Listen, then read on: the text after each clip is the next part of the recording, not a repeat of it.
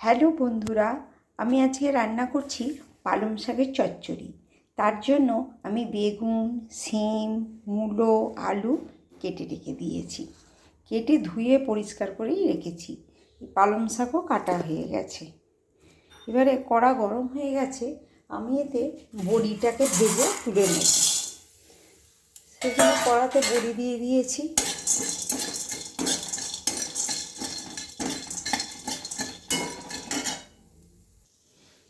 এইবারে আমি একটু শুকনো লঙ্কা দিয়ে দেব, পাঁচফোড়ন দেব, দিয়ে আর এই সবজিগুলোকে তুলে ভালো করে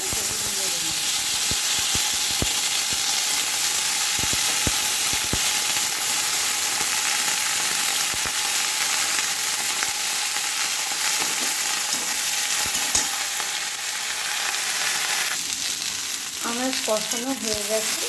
এবারে আমি এতে পরিমাণ মতো নুন দেব। যে যেমন ঝাল পছন্দ করেন সেই রকম ঝাল দেবেন। আমি 1 চামচ লঙ্কার গুঁড়ো দিচ্ছি আর 1 চামচ হলুদের গুঁড়ো দিয়ে এই সবজিটাকে ভালো করে নেড়ে আমি এতে শাকটাকে তুলে দেব।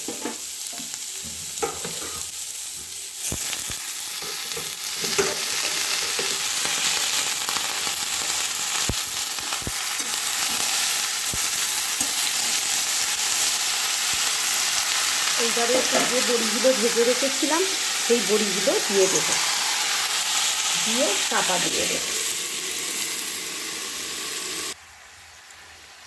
চচ্চড়ি হয়ে গেছে।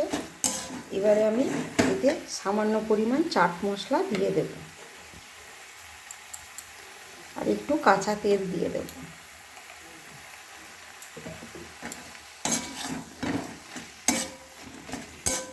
দিয়ে